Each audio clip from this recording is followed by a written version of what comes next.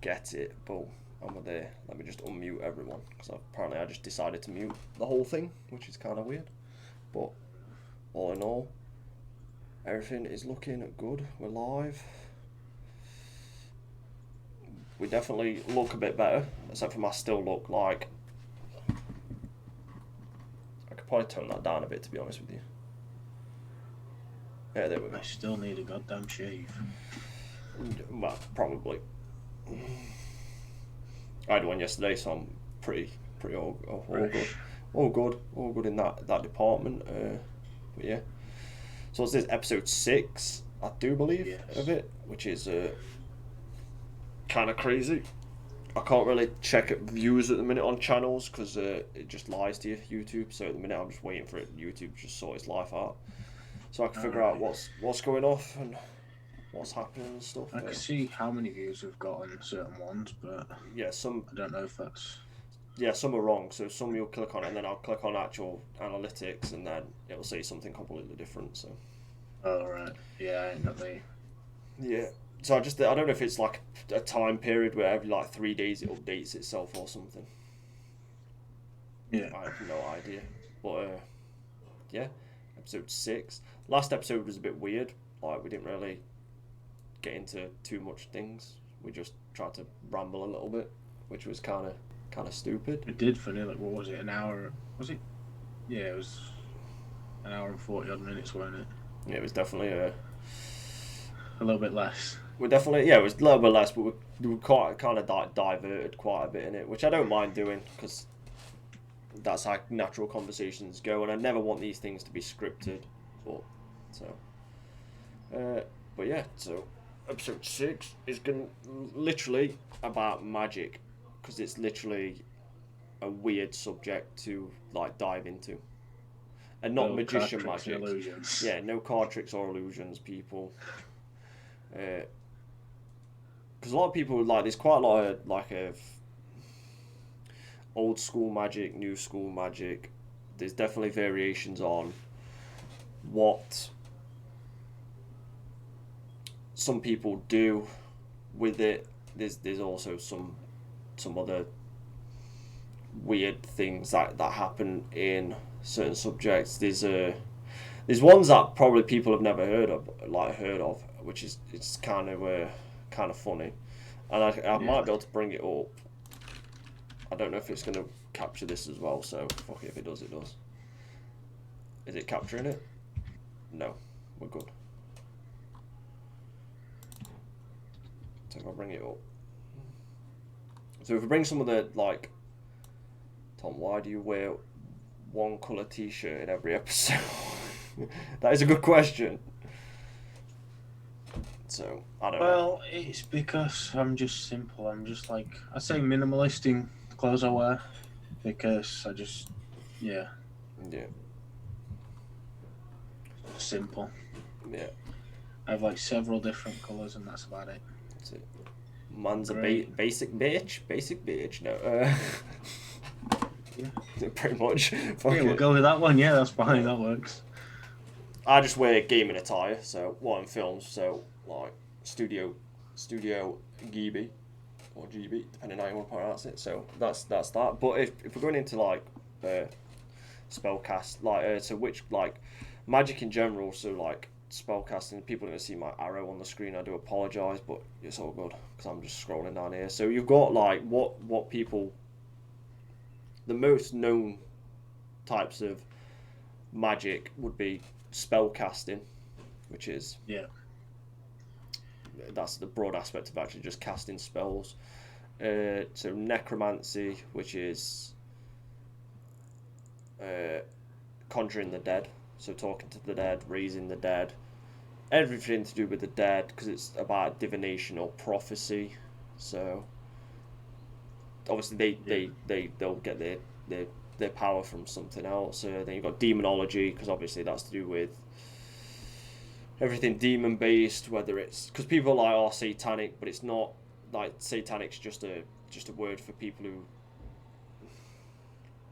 worship the devil. So it's like Satanism and stuff, satanic. But their craftsmanship would be demonology because it's everything to do with demons. and like obviously that's medieval and stuff. And then you got white witches, which are you've always got this thing on your white witch, black. So white magic, black magic. So Yeah. you should just get if you technically just a normal witch would be like your kind of darker side, and then you'll have white witches that do a lot of nature, a lot of healing, and stuff like that. Do I talk about sacrifices? I could talk about sacrifices at some point in it. We probably will because a lot of it. Well, I'll talk a bit about it in here because a lot of it has got to do with some misunderstood version of like sacrificial altars and Supposedly stuff. there's grey magic. Oh, people refer to black magic as grey magic.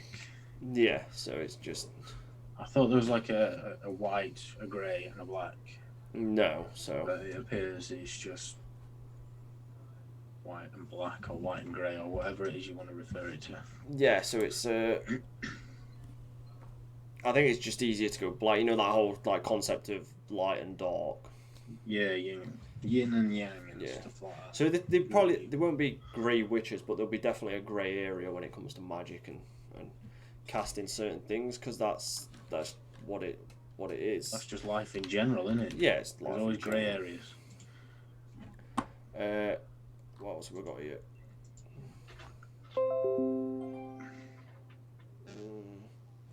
So, but before we get into magic, a lot of people sent me some questions in, which is kind of Oh, weird. really? Yeah. So,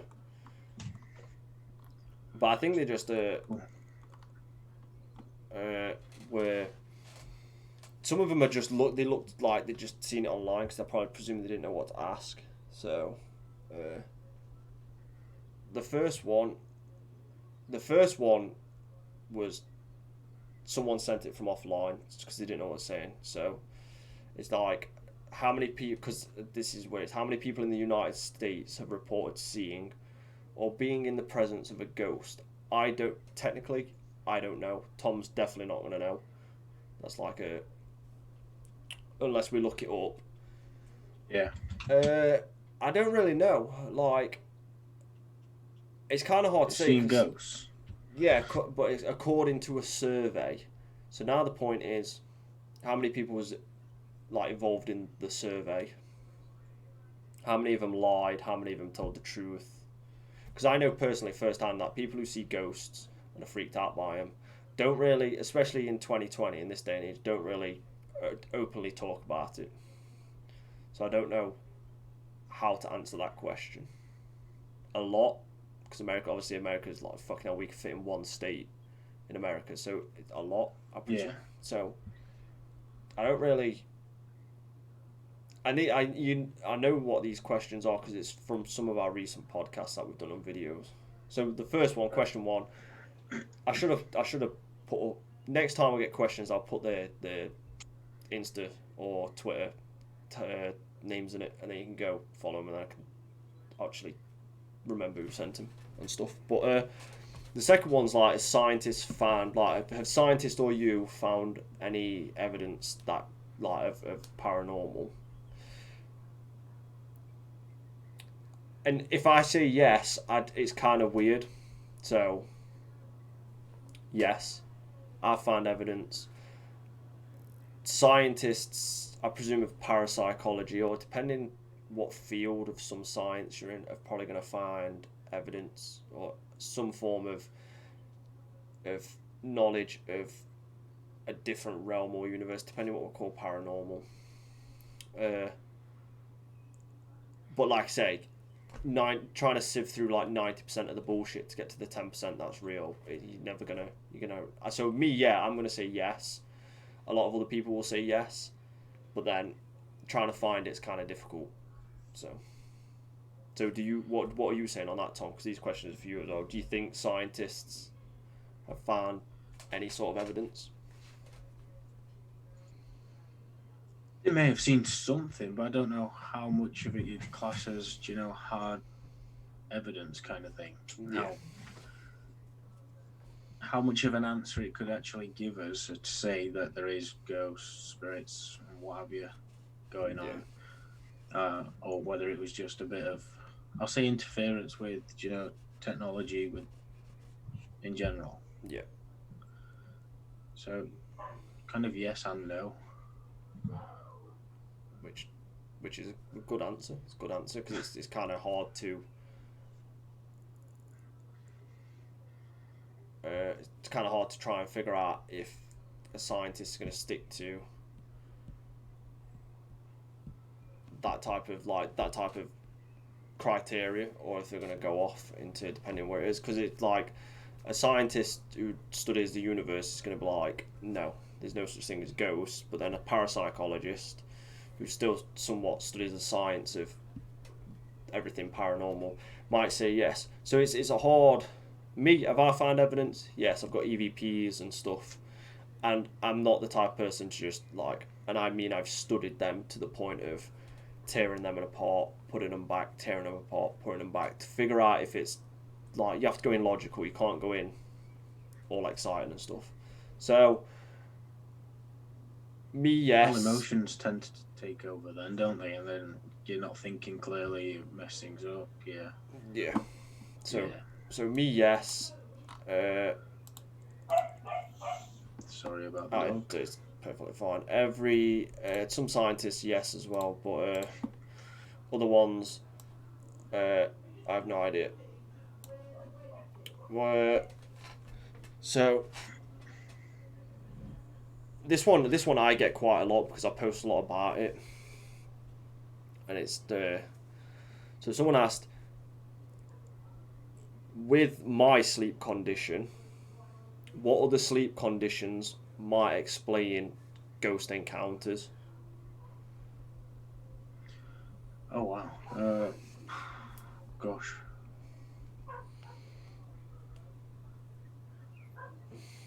I have no idea what the So sleep conditions. You've got narcolepsy, but that just makes you fall asleep instantly. Yeah, that's yeah. So obviously we know sleep paralysis, so that's a sleep condition that makes you see things. There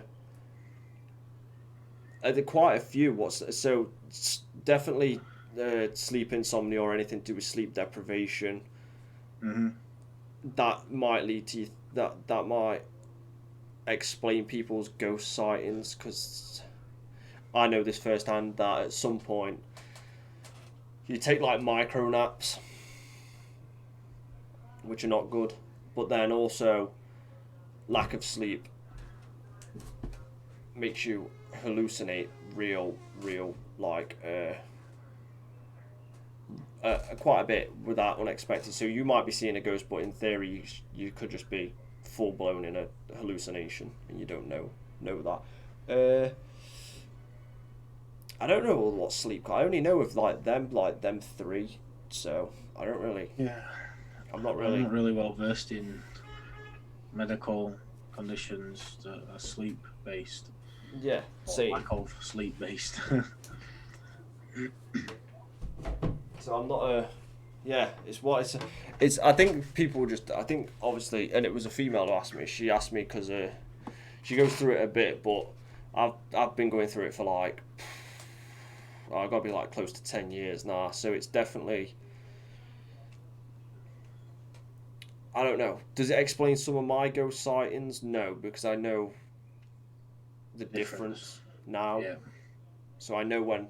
Actually, I don't know when I'm hallucinating. Obviously, I can't say, I know when I'm hallucinating, because I don't. But I just thought. Go on. You could. It may not be a sleep condition. It may just be a condition that makes you exceptionally tired, which could cause some of these things. Because you've got the likes of, chronic fatigue. I can't remember the medical term for it, but you've got that as well. So it's not necessarily down to a specific condition. So, yeah, loads of obviously loads of conditions are going to make you see certain things, depending on what it is. Because your body acts different when it doesn't get what it needs, so your body starts to trip out a little bit. I'll probably be way off base, but people that are, not people, but just is it schizophrenia? You can have manic times, but they'll be like paranoid delusions though, so they'll just be like hallucinations as well. So yeah, it's not specific. sleep. It's not to do with sleep. It's just But that's what I'm trying to say. There could be more answers than just lack of sleep. Oh, I just think that's what she was getting at because I post okay. I post a lot. Well, I don't post a lot. I'm not the only thing I post on Instagram now is either this, like to say we're live, or it's on YouTube, or The nice strolls you've had that you've. yeah. If I'm Instagram. going strolls or if I'm doing like a photo shoot for a clothing company or something, I'll pop that up. But other than that, so she's probably scrolled through it and seen it and gone, oh, this dude, because I used to post it all the time, being like, oh, sleep insomnia, sleep. So, yeah. Yes. Right. So next question. I think how many questions did I write down? 9. I think there's 9 in total. So we'll get through these. Oh, an odd number. Yeah, it's kind of like. Because we spoke about it a couple of times, didn't we? Someone wants to know what's pareidolia. Because we spoke about it a lot of time in that. I've no idea. We probably even talked about it, and I just can't remember. I did memories. Talk about it. So our brain, when we're in the dark, when obviously our eyesight is poor, our brain tries to put, and this ain't going to be perfect what it is, but I'm just going to give you a vague answer of what it is. So our brain is functioned to do pattern recognition, no matter what. Yeah. Like, it's just some people are better at it than others. Some people just ignore it.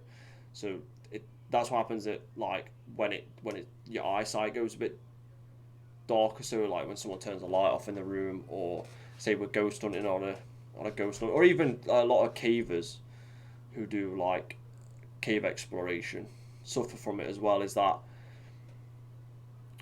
your brain's trying to figure out if there's a different shade in the background. Our brain's trying to make a pattern out of it because that's what it does, and it's trying to figure out what it is.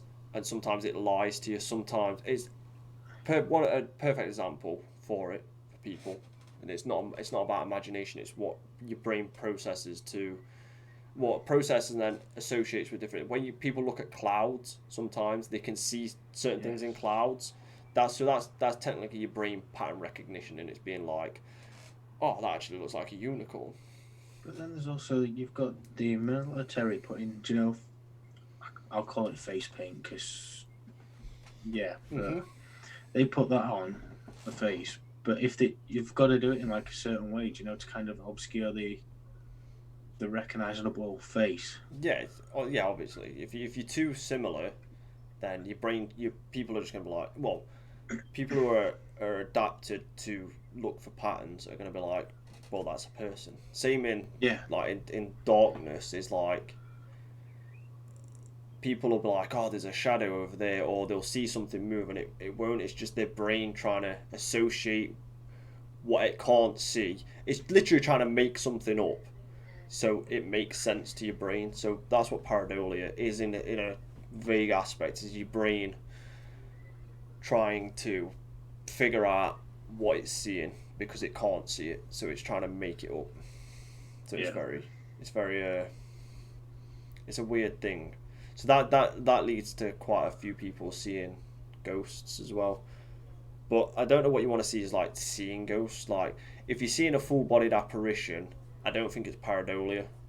Like, but if you're seeing like just a weird shadow or something out your corner of your eye, I've had that happen a couple of times and jumped, but yeah, or you're walking past a window and you think you see something in it, it's just your brain trying to. This is why I always say you have to go in logical to ghost hunts, because there's so much things that are just like, we all know your brain's a powerful tool, and it's crazy intelligent if you can unlock certain things about it. So it's just. I was going to say, not everyone knows how to use it. Yeah, true, but it's trying to figure it out. So yeah, like I've done it a few times where I'll be looking at a window or something, it'll be pitch black outside, and I'll think something moved, and it won't. It'll just be like the light changing behind me, but my brain can't process. You can't process darkness. Your brain can't do it because you need to see it, because that's from since we emerged out of birth. I was going to use some horrible term then, but from birth to that's we associate with sight. So it's that thing of your brain is trying to trying to do it. So it's yeah. Yeah, that's happened to me a few times. Like, I went to put bins out when I was younger. In my neighbour's garden, there was like this, I don't know, this thing. And I always thought it was a person looking at me. I look at it in night, I look at it in daytime, and it's just like a bit of wood with some kind of white thing on. Wood. Exactly. Yeah. But So the same thing. Same. so I know what it is, but it makes me jump. It used to make me jump every time It's that. because I'd forget what it is. Yeah, but it's that darkness thing. I've done it with a scarecrow before. I've been in a field at like pitch black. Because That would obviously have made me jump. where we used to go on adventures and spend all night in woods and stuff. There was loads of cornfields, like obviously because we live in the middle of nowhere, and there used to be like scarecrows there. And from a distance, it looks like it moves because I can't like your brain's not going to process it in the darkness, and then you like then you start to get that creepy feeling. But then you get close to it, it's that it's just a fucking scarecrow. Let me read this. Historians who study and catalogue ghostly encounters across time will tell you that ghosts come in a range of shapes and forms. Some haunt individuals, appear in dreams, popping in at unexpected times, others haunt a specific location and spook passing nearby. Some are spitting images of what we once saw as humans, and they are noisy and troublesome poltergeists which appear as uncontrollable supernatural forces instead of people. Right. Yes and no. I agree with that. I want to say yes and no. Because it sounds like you just like copy and paste that off the internet real fast. Yeah. And it's true, but we spoke about poltergeist not being like it being something different. Because the more we get into it throughout like history and stuff, throughout time, obviously it's going to change. Yeah, it did. Yeah, I can tell by how it read. So yes. Most of it's true. Some of it's definitely changed now and definitely got different theories behind it. But pretty much, exactly. So pareidolia is that what we explained. It's just misinterpreting, your brain just misinterpreting things. So that might lead to seeing ghosts. Number 5 is, are the EVPs we capture real? Or is it just a certain way our brains process, like, just jumbled, like, voices? Because obviously it's radio frequency that it goes through. Yeah. Well, no, not EVPs on, but so we're just recording. So it's kind of weird. So it comes to that thing of who you trust and who you don't. Like, TV wise, no. Like, most of them are just like not even. Most of them are probably just faked, probably for better ratings. But yeah, go on. What do you think? Can you repeat the question? 'Cause I'm just. Now, what like are EVP recordings that we capture? Are they real? Are they actual ghosts talking? Yeah. Or is it just our brain trying to process like just a random noise it hears and trying to put words to it? Well, yeah, I can see why someone would think that. Do you know? Because to be fair, it happens with just general languages. But I've not actually done it, so I can't really make a full kind of, you know, yes and no kind of thing. Because I've not done it in person myself. I was about to say, but whoever sent these questions probably thought you'd like ghost hunted with me or something. And it's like, No, I've not done it myself. In my opinion, wanting to, but that's not yet. I got it. Religion plays a big. Not really. But, maybe a little bit. Makes sense. Do you know that question that people do try? It's that like that pattern thing again. If you're used to speaking English, you try and pick up, English words and try and put the sound to it. Well, so EVPs are a bit different. So I wouldn't call it I'd say it's pattern recognition. So a lot, especially if you watch it on TV, and a lot of even we've had arguments, not me and you, but like people who are in the field, who Yeah. I've done it when I'm speaking in calls with them, who that you have to take suggestion out of it. So what happens a lot is, right, so it's like loads, you'll get an EVP and it won't be clear. You'll hear like syllables, so it'll be like it'll I don't know, say something says like I don't want to be here. Right, say that's what it says on the, like, when you can hear it, but it won't be that clear. I've only had like 2 Class A EVPs which are like full sentences that I can understand like completely. I don't need to put it through a program on a computer. I know what it says. Like freaking out, like a 3-year-old could probably be like, oh, that's what that says.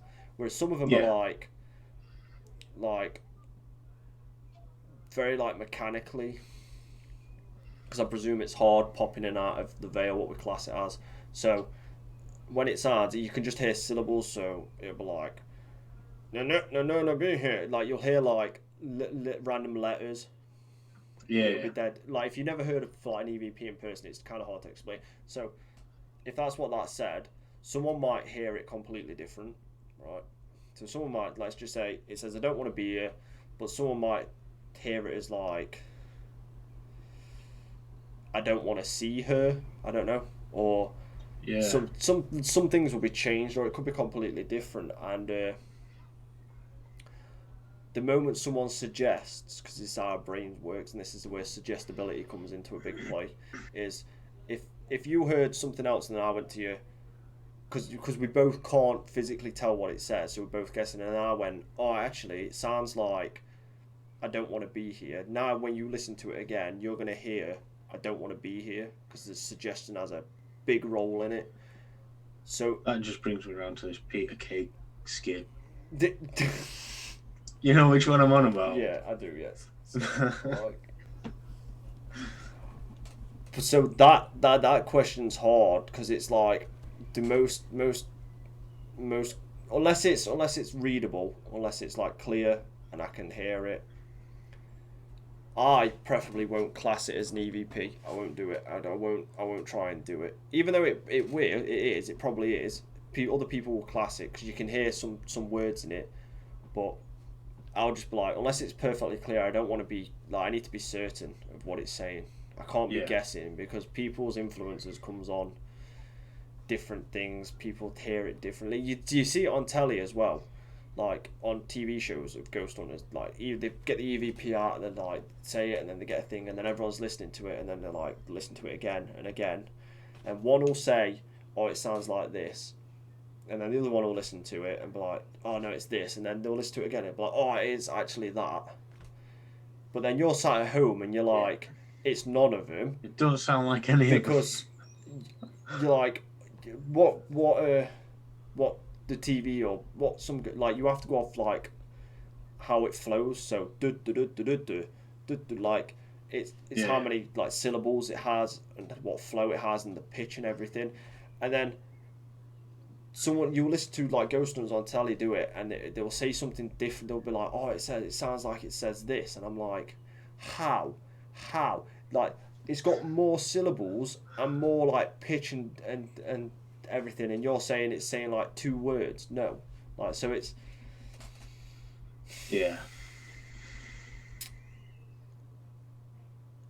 it's kind of, I don't know, it's hard. It depends who you want to trust. I'm on both sides on that. Most of it's utter shit. Like, literally most of it's just utter nonsense. There's no, if you can't understand it, if it sounds like gibberish, you can't be like, oh, I caught an EVP. It's like, we're all in it. Like, no matter if you're doing it for a hobby, profession, just for a night out or something, you have to go into it as a scientist, like as a scientific, because that's what you're doing. Like, no matter if that's not what you think, that not if that's not your intention, being like, I'm gonna go in and do it for scientific reasons, you're still doing it. You're still there to capture evidence. You're just capturing evidence of something. So I don't know. I'll get some, and then I'll let you listen to a few. I was just about to ask when we would can you get be some. able to get hold of some? I'll probably I'll ask a few people. I've got one on there that's got loads on, but it won't work. Like me, I don't know why it gets stuck on the I turn it on and it just gets stuck on the loading screen, which is dead annoying. Right. So even if I connect it to my PC, which obviously I need to do to transfer them onto my PC, it just won't. It won't even come up like because it's not technically turning on. It's just stuck on a loading screen. So it's like, which sucks because if it is fucked, then I'm not getting it back. I'm not getting like any certain things back at all. So yeah. Oh, that's annoying. Yeah, but that happens. That happens all the time in the paranormal. Like nothing ever goes smooth. Like sometimes that just sounds like my life in general. Yeah, sometimes you'll be recording, and like something will drain your battery. I'm not going to say a ghost or anything, but something will drain your battery full, and like corrupt your SD card, so you lose all footage. It just happens. It's a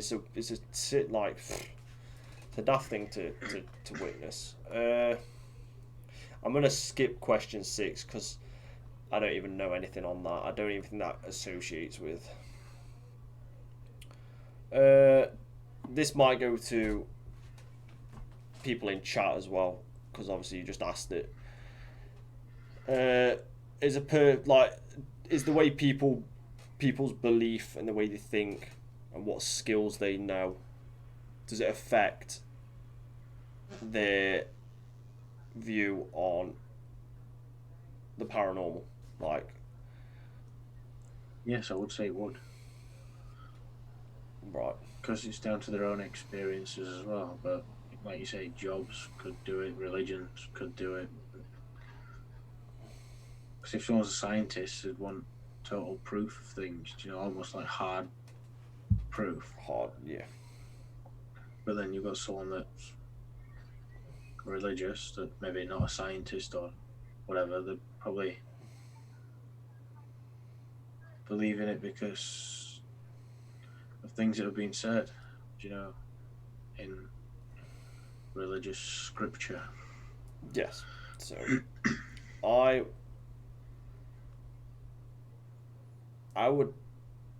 agree and disagree as well. Like so critically thinking,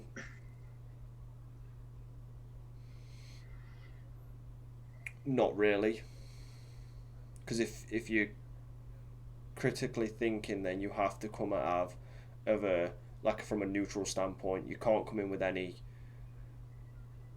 belief or any expectations of something. So critically thinking, no, it shouldn't change your view on certain things because it's definitely you'll never get anything done with that. If everyone starts bringing agendas into things that need like full attention on one specific thing, then it's never going to get done. Do I think it changes some? Of course it does. If you're religious, depending what religion you are, I'm not saying all religion, then you're going to get people who believe in heaven and hell and then believe in spirits, stuff like that. Like I say, scientists, so their way of thinking is different, so they'll just be like, if you've got no scientific proof, then you can't. And some will just blatantly say they don't exist because science doesn't, that's not how it works, like evolution, blah, blah, blah. Which I agree with as well. Like, none of us are wrong or right because it's the unknown. I think that's the fundamental point you have to dig into people is like, we can argue about it all day, but I'm not right, you're not right, 500 people in a freaking chat room's not right because, but we're not also wrong because it's the unknown. It's not something that you can just skip away and just be like, you know what, it's just this thing. So yeah, there's that aspect of it. Hello. And then you've got people people who don't believe. So like for me, people who don't believe is the most interesting one because you're a non-believer in the paranormal. Like, does that change your view on how you go into it and how you see it? I'd say yes if you're a non-believer because you just refuse to believe that anything like that is possible. But take everything else out of it. So let's take everything else. Take scientists out, take us out, take me out, take religious out. Just people who just don't believe for the sake of not believing. Like, does that affect the like? Because they're not, but like most. And I've come across this. I'll be like, oh, do you believe in ghosts? No. Or do you believe in the paranormal? No. Right. Everything has to have a reason behind it, obviously. Yeah. And then you'd be like, reason? Because I don't. And then it's like, so in theory, like, these people who are non-believers, and I'm not saying you can't believe in what you want to believe, but you have to have something to back it up, like, not as in like scientific proof, but a reasoning behind it. And like most non-believers don't. They just don't. They don't believe. But it comes to that thing of, I don't believe. We spoke about this bit of thing, but then you ask them to come with you on an investigation, and they're like, "No, I don't want to know that. I don't want to know if it's actually written." And then you're like, "So, in theory, I'd put you on the fence. It's not like you believe or you don't, but you're definitely not a non-believer." So, if a non-believer would just go, "Yeah, I'll go," but just to see nothing happen. Yeah, it's kind of a weird thing because it's but like. Then when you confront them, they kind of go, "Right, okay." There could be a possibility something happens. Yeah, and it's not like religion where you've got I hate entitled people. You can never win any.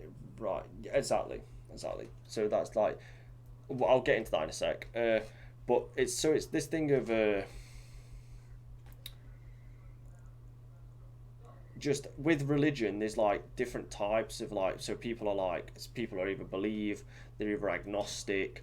Like there's all these things. When it comes to the paranormal, it's like you're a believer or a non-believer, and it's like, well, technically, can you not be a non-believer if you've not experienced it? I can understand if you're a non-believer if you've gone to these events and nothing's happened. Like it's like, all right, yeah, so you don't believe in it, that's fine. But people who have no reasoning behind it, can you really call yourself a non-believer? Yeah, but then you've got the likes of me that's neither a non-believer and neither a believer. I'm like, yeah, but you're on the fence. In the middle. I'm like, yeah, I guess you'd say I'm neutral then. Right, yeah. So, but if I said to you, why are you not a non-believer? You're not going to go, just because I am. You're not going to go, oh, because I am. You're going to give me an explanation on why you don't believe in it, which is fine, because I've not come across any proof that says otherwise. Some people are just like, I just am. I just don't believe in it. It's like, right, okay.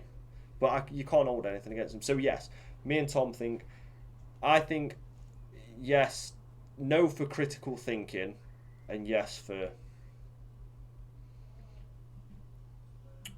yes for everything else, because it makes sense. Obviously, people's belief in certain things are going to change their way of seeing things and how to interact with it. Obi-Wan, tell us at the end of the podcast. I'll ask you some questions and stuff. Right. Nah, so this is the most interesting one, because this is kind of. I could tell you're rubbing your hands together as if say dinner's ready. Yeah, you can play a lot of psychology behind it, because you do it all the time. Like, and it's always this. This is why I like ghost stories, or like them what we class like campfire ghost stories, when everyone's camping and around the fire and someone's telling a ghost, and then everyone gets creeped out. It's what should you do if someone tells you a ghost story? This is always like a fun one. So, what I'm going to ask it, I'll ask it like, so Tom, what would you do if someone tells you a ghost story? Oh, if someone tells me a ghost story. It depends how enthralled I am within the story. If they can portray it really well, the story itself, I'm more likely to believe it. Yeah. But if I tried telling a story now, it would just be awful, and you guys go, "Oh yeah, you idiot," and just give up now. But yeah, it's sometimes if someone's a good storyteller, I get the chills down my spine straight away. Like, do you get involved in like that whole like taking? Oh, my mind just wanders. Yeah, it just goes wanders. Especially if if they can tell you a location that you've possibly been to already, so you can visualize it even more. that's it. My hair's standing on end. That's Well, what hair I've got left, but yeah. But I think that's what it comes down to as well, is that obviously people being able to tell ghost stories. And then obviously you can tell when someone's making one up and then when someone's actually telling you something that they've actually come across, because it's how they say it. And then if it's that case, just ask them to tell it backwards, because people who make stuff up can't tell the story backwards. I know, because the brain's not processed it backwards. It's like, because it's a figment of imagination. They've made it up, so it's not in memory.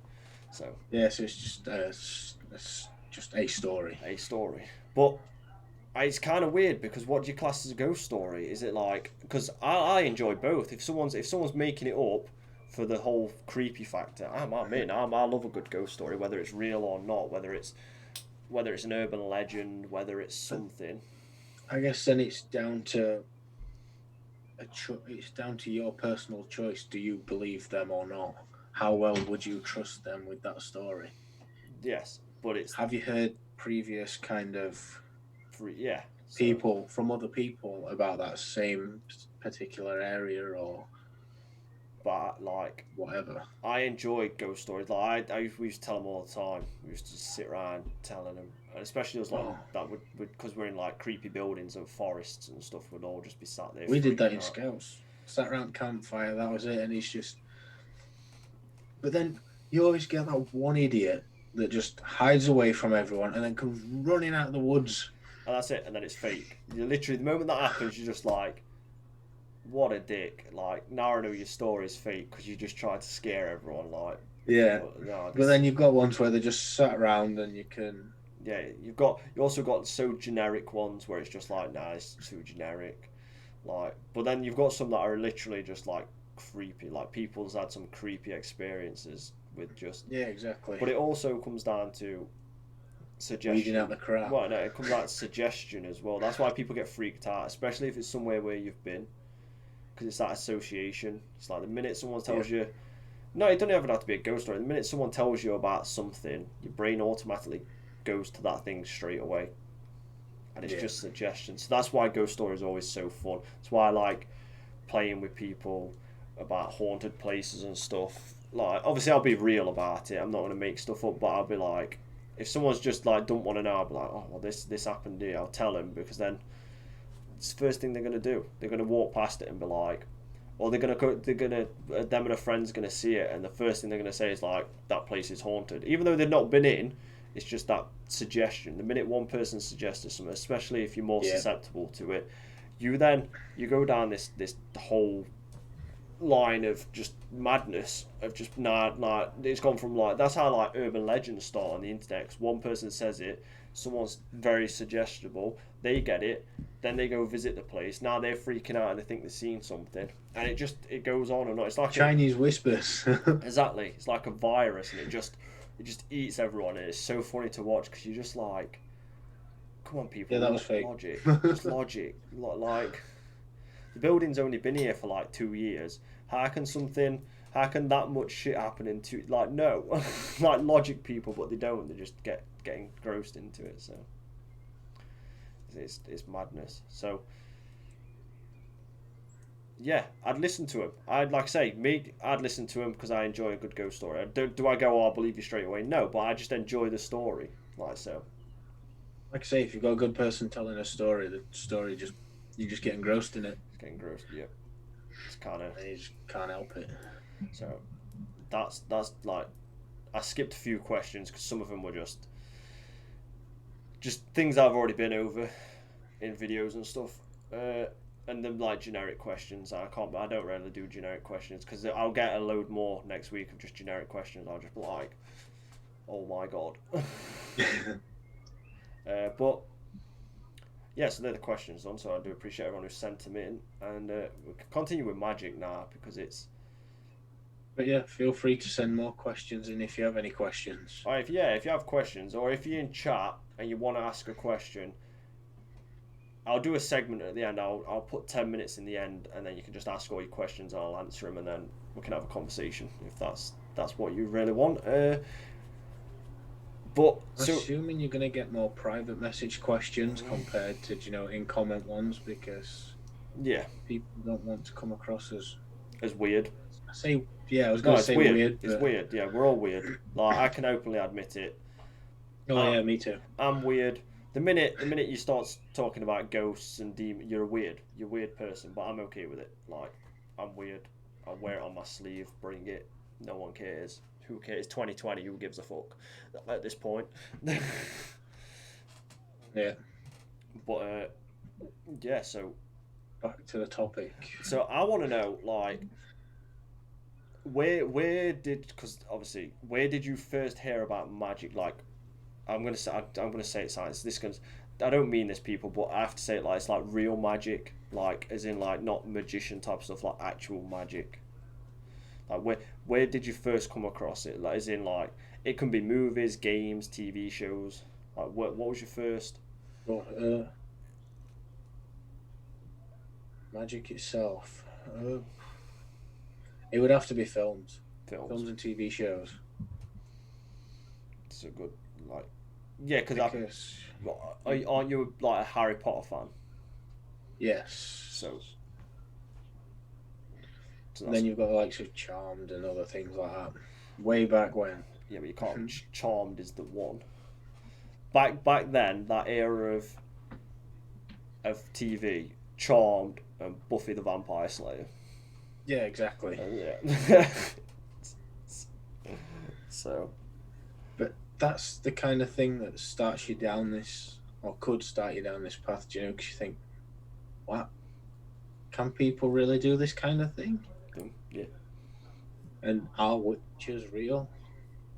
They're just living amongst us like they're doing on the show. I'll show you. And then you've obviously got your angels and demons in there and things like that. And it's like, is this a whole new world that I'm not even privy to? Would And you enjoy to live in like a fantasy world like that? Would it be fun oh in yeah, your eyes? it sounds like it would be fun. However, if I'm going off my kind of life at the minute, there's always going to be rough patches. Oh yeah. Always. I'm But, probably that idiot that does a spell wrong and I don't know, someone just goes, I'll lose an arm or something. but yeah, no, that's good. It's like a. I think a lot of people associate it with quite good as well. Like that whole, especially if you're very open minded and that like, you want to be in that fantasy world. And I think it's that thing of not knowing if it's real or not, like getting out of it. It's a curiosity, isn't it? Yeah, If but I could live in a fantasy world, I would. I think everyone, well, some people would, Straight but up. especially people who like fantasy type stuff is kind of. I'd do it. I'd do it all day. Going questing all day, chucking I've spells at definitely people. thought about if I lived in the Harry Potter world. Yeah, like Give me that broomstick straight away. exactly. You have to. I think you have to somewhat fantasize about these things, especially for people who enjoy it. Obviously, like you enjoy reading books, so even that, you have Oh, to definitely. you have to fantasize more because you have to use more of your imagination while you're reading it. So it takes you more in depth to the world. Like I say, if you're a good storyteller, you can imagine it. Exactly, the world of magic and everything. But it's where do you stop? So I went from like obviously being engrossed in, like I said, I watched Charmed. I watched everything to me with magic, anything to do with magic, demons. Sabrina the Teenage Witch. Exactly. I used to watch that every morning before school. Exactly. So it's like even like so I used to watch Ghost Whisperer as well. So I watched all these things that were very like fantasy and worlds of just magic, and then I transitioned obviously that into then gaming. So obviously I did like a lot of MMOs, but obviously most MMOs back then were fantasy based. They weren't very like RuneScape. sci-fi. So like RuneScape, World of Warcraft, Guild Wars, other early ones, and like that's where like I got like so intrigued in. Yeah, I guess Ghostbusters to some extent. Yeah. That's where I got intrigued in, like, because I wasn't straight into magic, so I was more. My first thing that I got intrigued into was like, so spell work. You know, because when you're playing MMOs and you're trying to cast, you're trying to cast a healing spell. Or it's like, so some of them will have like these like glyphs on the floor. These huge glyphs when you cast them, and they were always so intricate. And that's what caught my eye. And then obviously I went from fantasizing about it, getting lost in it, to then being like, well, actually, is there some truth behind it? Obviously not behind the game's magic, but actual magic. And then that's where I started being like, all right, there actually might be something to it all. So yeah, it's kind of a weird, especially I've seen people do like voodoo and stuff, especially when it comes to voodoo and stuff. It's just like right, you're gonna remind me again, voodoo. Alright, so Pretty voodoo's got a lot of like necromancy and stuff like that. isn't that where you can like make a connection to someone with like a doll figure thing? Oh yeah, so a voodoo doll, what you class it as. Yeah, it just reminds me of Indiana Jones and the Temple of Doom. Yeah. So so it's a lot of it. A lot of it's You're gonna get a hell of a lot of movie references. oh, that's perfectly fine. That's it's all magic at the end of the day. Because then we can talk about if they've done it right or not. But it's very.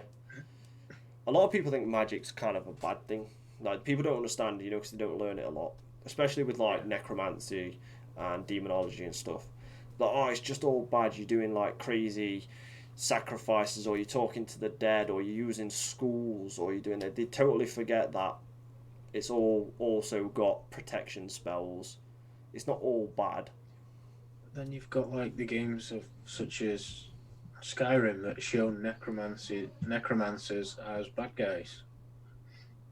Yeah, necromancy. Yeah, because they can raise the dead, and so it's very people go off things that they possibly played or seen. Yeah, don't get me wrong. It's not amazing. Voodoo's like, you know what? It's all magic. All magic can be used for good and bad. It's the practitioner who's using it that changes it into. Obviously, some like magic. If you're going into like dark black magic, then there's not really anything good about it. There's literally, it's mainly for power, and anything with power, we all know where it comes like a stupid amount of consequences.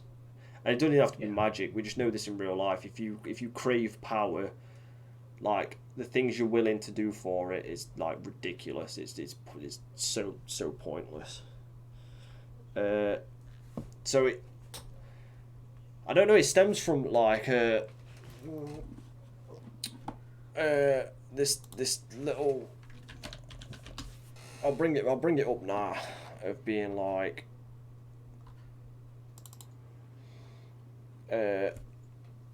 Yeah, so everyone just without people knowing, people just think it's like all in one. But people forget like you pray. I'll use pray because it's a big aspect. So you'll call upon or pray to different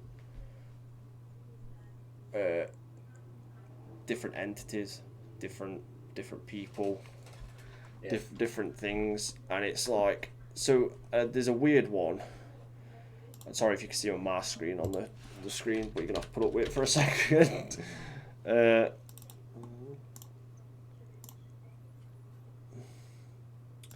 Yeah.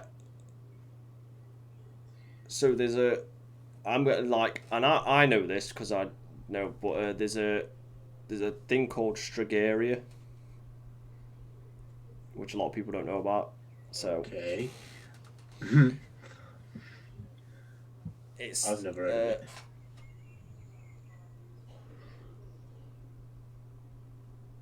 So it's kind of difficult to explain. I can explain it without like so it's 19th century. It came after like an Italian religion of witchcraft. Because obviously each witchcraft in each country was different. You can probably look it up, to be honest with you.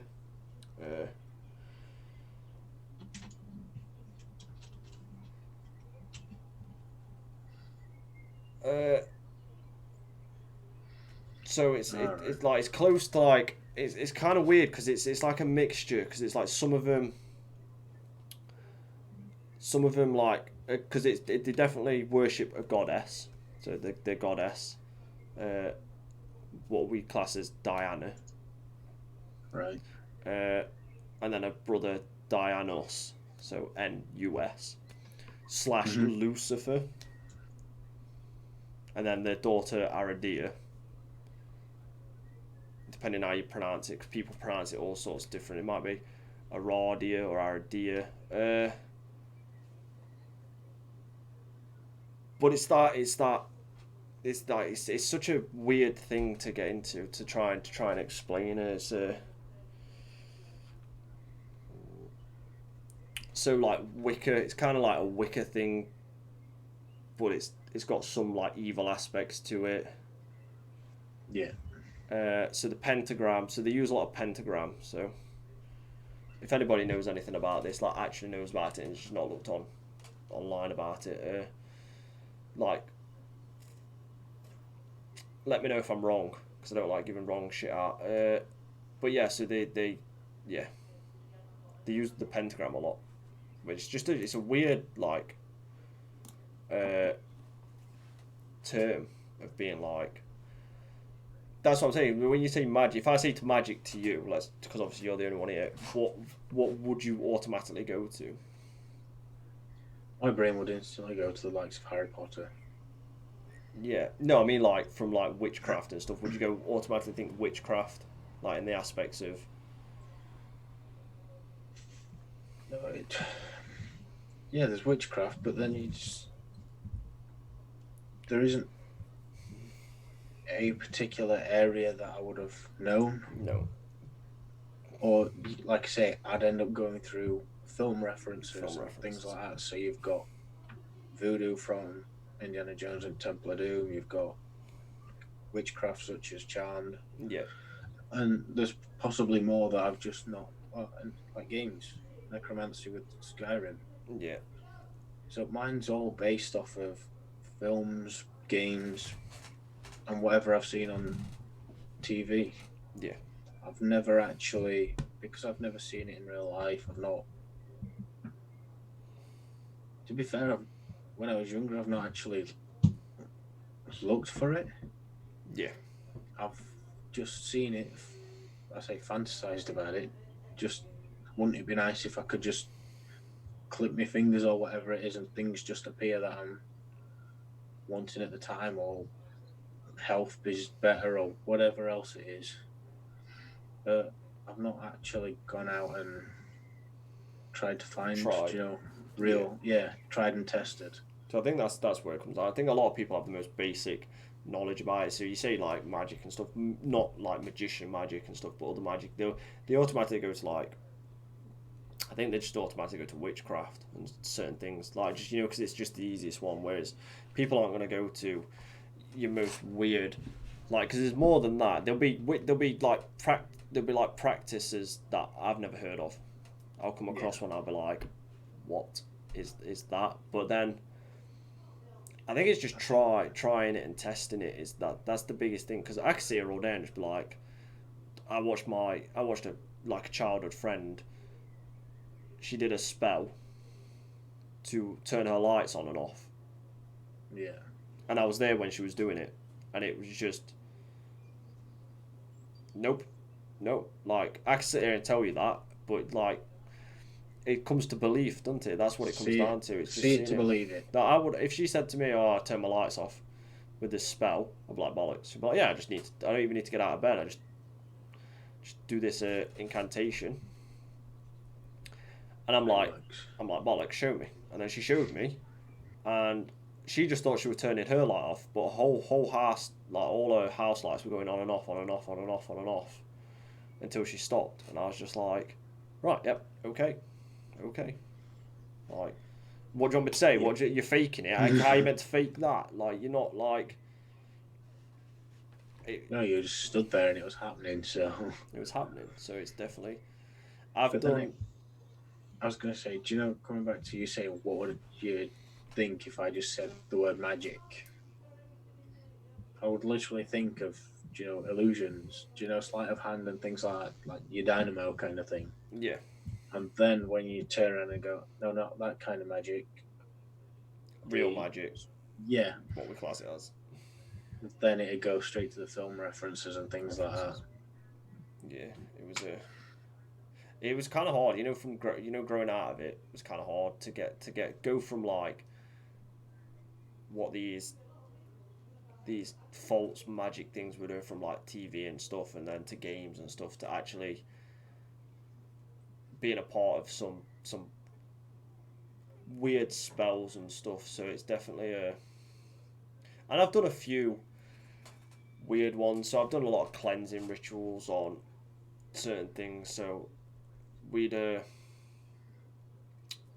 used to draw like negative energy out of certain objects with crystals. Yeah. Like, so either big bits of quartz or obsidian, or take your pick, depending what crystal you wanted to use, what was the best for the moment, because there's loads of it.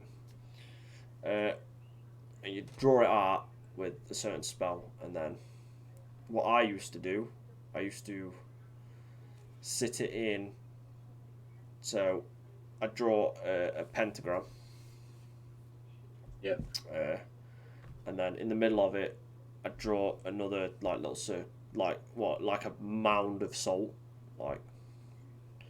So the crystal would sit in the middle of the pentagram. It's still not changing it. If I was to draw another circle in the pentagram, then it's not a pentagram anymore. I don't even know what it'd be. But just a mound of salt's fine. It's still a pentagram. So you'd stick that in. But before it, I'd stick it in holy water for a few hours, and then leave it in the moonlight. Like it has to be like in moonlight. But obviously the moon's light's not shining on it because it's the fucking moon. Like, it's not going to have a direct beam of light that people say moonlight. And people think it's like films. A beam of light that's shining. No, just under the moon's light. Yeah. And then I'd put it in salt, like in the middle of the pentagram, and then I'd leave it there overnight, still in the moon, and then it would. For me, what I'd know if it had cleansed, if I'd cleansed it, then the crystal would be fully cracked in two. So it'd be fully cracked up, and it'd be in bits, which means that it's cleansed and it's done. So it's very. What would you do with the crystal then? Just chuck it in. Just get rid of it. There's no bad energy. I've not released it or anything. I've just literally destroyed this negative energy. As in like not as in like something being like possessed or something. It's just like a weird vibe you get off certain things. They just draw it out and put it in there. It'd be good if you could do that with people. That'd be kind of funny, wouldn't it? Just like put a crystal on the forehead, draw it out, cleanse it. But then in other cleansing rituals, like it doesn't crack. Like cracking's bad. Cracking's means like you failed to cleanse it. So it's not anything crazy. I've heard holy water tastes bad, like it tastes, that's meant to be taste like skin/water, right? So this is what makes, so all holy water is just water that's been blessed by a priest. That's all it is. It's no different water. It's not a certain type of water. That's all it is. It's just water that's been blessed by a religious party.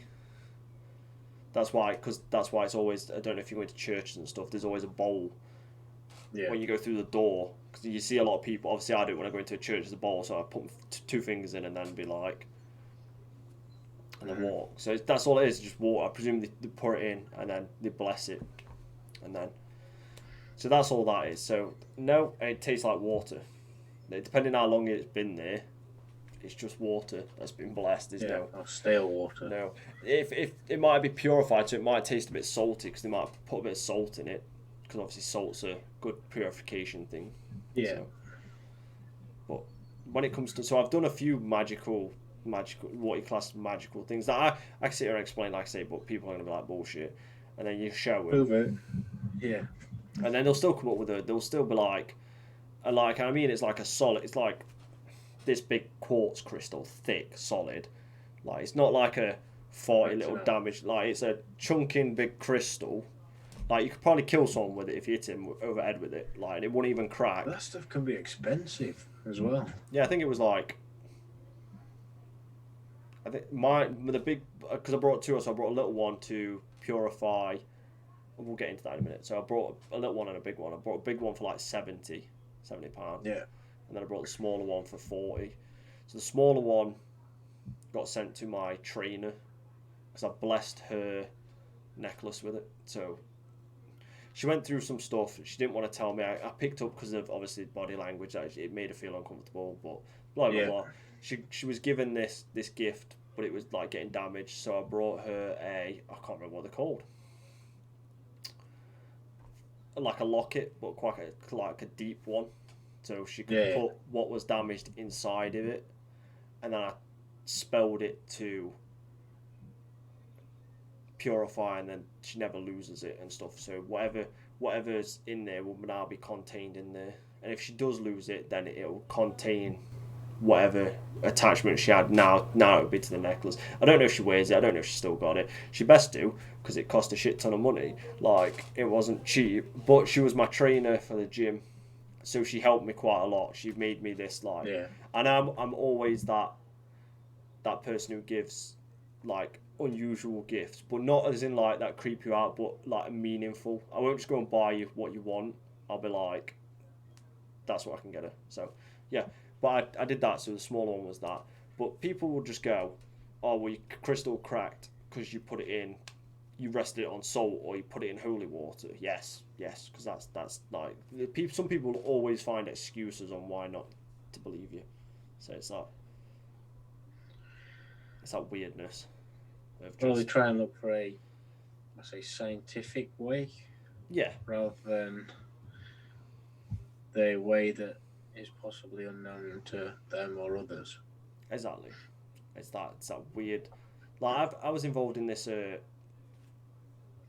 don't know if I can say this. Let me try and figure this out without like getting in trouble with like people whose names I can. So we wanted like people in paranormal, people will be like, oh, there's a natural portal like there. Oh, it's like a natural portal. Things can come in and go. And so when we was doing like cult activities and stuff, we thought like, because obviously there was a group of us. There was like 13, 14. Wait, Sue's 15. There was 15 of us who knew exactly what we were doing. Like all the rest of the people were just there, like they had no clue. So we came up with the idea is that can we actually make a portal, like an actual, not like, it's not like Rick and Morty where like you can see the portal. I don't mean that type of portal. Like, so we combed through, like days upon days of like ancient texts, of manuscripts, of these books, of grimoires to find these certain freaking sigils on how to open portals, and we found a door, like a door that knows, so like it was in the house. It was like a walk-in closet door. So like it was a long thing, because it went walk-in closet and then the door behind it was to the bathroom. So there was like 2 doors to it. So we were like, fuck it, just took the door off the hinges, and then figured out what needed to go around the side of the door, so the door frame, like what sigils needed to go on it, and then figured out this stupid intricate like sigil design on the fucking door, like, and it was like the foot, so we sanded the door so it was plain, and then it got carved into the door. And I can't show you the door, but I'll next podcast I'll draw it for you. I'll draw what was on the door. I won't draw what's around the door, but I'll draw what's on the door, because it got to the point where we started, as we were doing it, we started experiencing weird things. So things were starting to move, like, even though there's no door on it, the backside of the walk-in closet started to feel weird. So it I don't know. It scared us. It's the only time I've been scared doing like ritualistic magic and doing like spell work and stuff, because it was like, should we be doing this? Like, made you second guess what you doing. But not for like, oh, it's not going to work. It made me second guess, is like, if like we do this and it works, I have no idea how to shut it off. I don't know how to. I don't know where it's going to go. I don't even know if it's going to be a portal. I don't know what the frick's happening. But weird stuff started happening. You know when you look at something. You know when it's like, you know when it's in the making, it doesn't really bother you. It's that thing of it doesn't really look. But you know when it's starting to come together, and there's a freaky, like, come on, how tall the door's like 7 foot, 6 foot, 6'6". Like, imagine a 6'6" door with like demonology like sigils all over it, witchcraft sigils like carved into it. It started to get weird and freaky and just too much, and it was like. So we all decided to stop. It's one of the things where it was just like messing with things we didn't know. Obviously, we understood it, but we just didn't know. And it was like, so I've been a part of like actual magic, what you want to class as. I like, but like I say, you could. It can get creepy.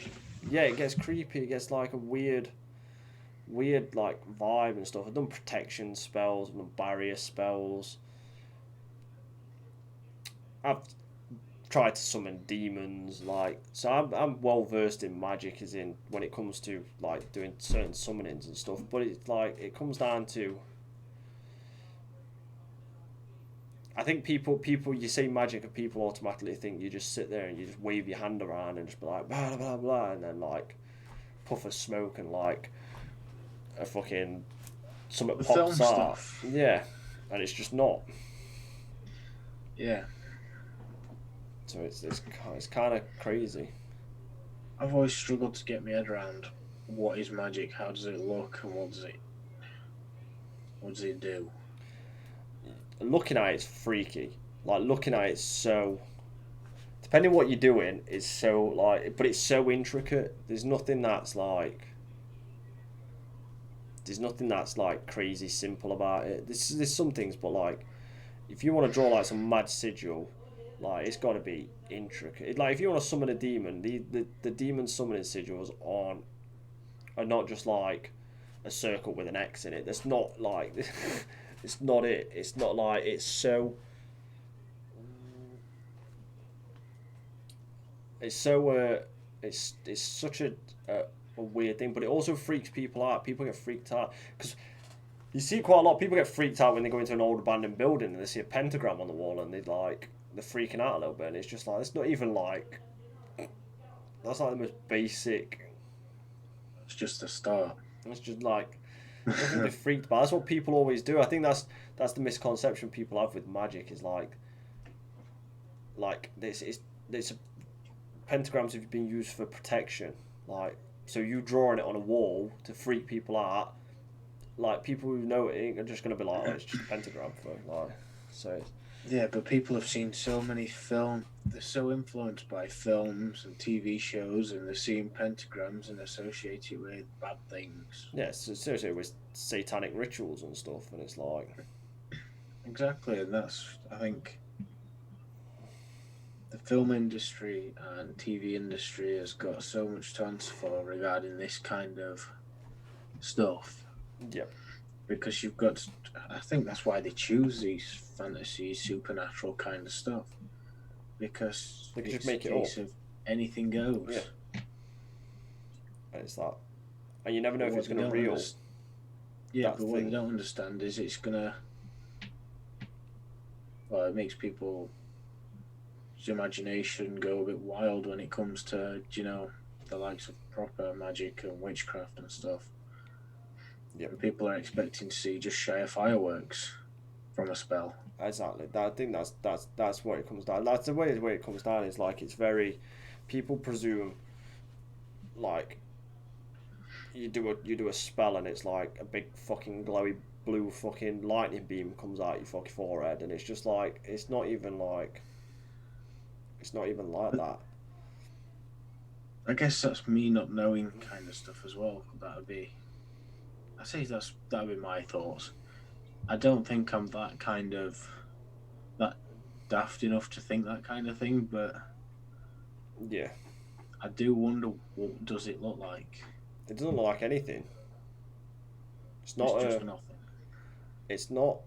It's kind of hard to explain. It's not really like anything. Like you do, like I think that's just how people have perceived it for like so many times as just being this unusual. A lot of it, right? So a lot of it's what I think people like associate with. So a lot of it used like flash powder. So do you know what flash powder is? Not a clue. So you know when you're watching a TV show, this is where they kind of get it right a little bit. You put all your Yeah. ingredients in, and then they like, and it's like they put it in a Oh bowl, right, and it yeah, just yeah, like yeah. so that's because it's got flash powder in. 'Cause Right, okay. it's easier to ignite things. So I've used a bit of that. That's used not always using it, but it's definitely if you've got a mixture of ingredients in a bowl that you need to just add fire to it. It's easier to just like put some flash powder in, boom, and then it's Yeah, just done. Uh, but yeah, a lot of it's just dead unusual. It's not simple. Like there's no like wand effects with like Expelliarmus and you've got some fucking like you know what I mean. It's not like you shoot a proton yeah. pack at anybody. Like, but it's unusual. There's very unusual feelings behind it or weirdness, especially when you're doing like blood magic and stuff. That's kind of like, especially if you're using your blood, you can feel it because it's making a connection to you. So it's very yeah. It's not a I don't know. It's kind of hard to explain. Yeah. It sounds like magic can be very personal as well, Yeah, it is. It's definitely down to the practitioner who's using it, to how. especially like you said with the blood Yeah, thing as well. don't really use blood magic a lot though, unless that's What your would it be thing. used for? Well, it's powerful magic, because you're using your own blood, Yeah. so you're using a part of you. So it's like an amplifier. So we use blood for quite a lot for a binding agent. So if I'm using like a binding agent and I haven't got something that I need to bind with it, then I'll use my own blood as a binding agent Right, to I bind see. the spell together. Because it's very personal. So now it's like it's a part of you. It's dangerous. It's not a depends how it's used, but yeah, it's just weird. You get weird feelings. So when I was witnessing her, like the girl turn her lights on and off, like it Yeah. felt weird. Like everything around you feels weird. It feels like it feels like a creepy effect, but not as in like you're perceiving it as creepy. Like you can just feel it around you, and it's I've had that horrible. feeling It's horrible. before. When I went to this meditating place, but there was just something about it that just I don't know how to kind of explain it. It just felt a bit creepy. Yeah. So it's very like sometimes you can feel magic, like you can feel it when people are using it when you're around it. It's like a thickness that you walk into. Uh, Yeah. but then it just depends what magic you see and stuff. It's not like it depends if it's done right as well. Like I say, I've seen sacrifice done, not people sacrificed. Fucking hell, that'd be weird. I'd be in jail right now if that was the case. Uh, now I've seen animal sacrifice where it's done wrong, and it's like, that's a no no for me. Like sacrifice in general is just a no go. Not doing it. That stuff sounds way too risky in first Oh, place.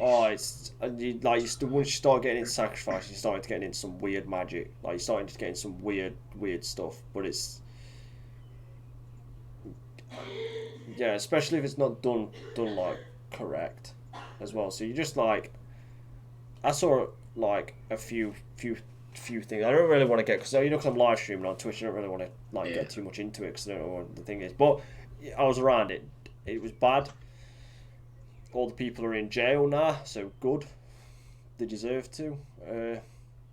But if we're just going off like the sacrifice thing of, because it's ingrained in spells, it's ingrained in magic. That's what it is. That's like.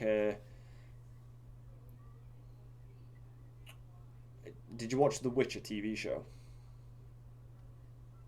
Witcher. Yes. The Witcher, right? So Yes. Yes. Yes. you know where they're doing the same thing where there's like you can't just produce magic out of nothing. Yeah. And it's a give and take. Well, technically that's what it is.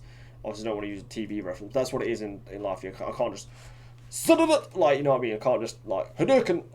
Like it's not a thing. There has to be some. You have to give something to then take something. So that's where all your ingredients come into, and depending what it is, there's always a consequence to magic. Always, no matter Yeah. how basic, how like even just a cleansing spell, the amount of energy it drains from you because you're putting it into it, and you're doing your incantation and stuff. It drains. There's always a con. You can't just do a magic spell and just be like, well, there'll always be a consequence to it because it's nature. Nature won't allow you to. Yeah. How many times would you have to say a spell?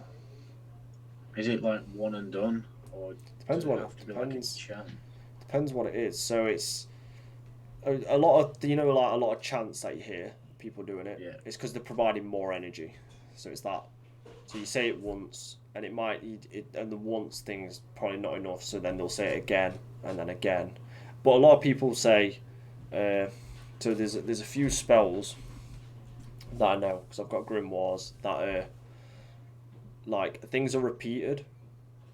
So there'll Yeah. be a line that's normal, and then it'll like, uh, I don't know, like let's just use an exorcism for instance. But like, even in exorcisms, it's used in so like a priest will be like, oh, I command you to tell me your name. I command you to tell. It's they're forcing it on it, like they're forcing Yeah. this thing. So a lot of spells have, well, some spells I've come across have the same thing where it's like a normal line, and then it's like three of the same line, and then you'll think it's going into a fourth, and it'll be the fourth line that's the same, but then it'll end different, and then Right. I see. so it's literally you're forcing this energy, and then you're ending it different, which then causes the spell to work and stuff. It just depends how long or what type of stuff you're doing. Some you need to be, I don't know, maybe like another 20 minutes, mate, 10 minutes, 50. I don't know. We'll figure it out. Some spells you need to be doing while you're doing the action. So Yeah. in each action you need to be saying stuff. So you can't just chuck loads of ingredients into. So let's say I'm losing, like, say I wanted to locate a spell, like a location. Like if I was trying to Yeah. locate someone close to me, someone preferably family. So blood leads to blood because it's blood. Yeah. So with each ingredient, so I'd start off with a bowl, like a brass bowl. I prefer brass, so I use brass. And then let's say first ingredient salt, so I'll put salt in, and the minute I start to put salt in, that's when I start the incantation. So like, Right. I and see. the next one, and then blood,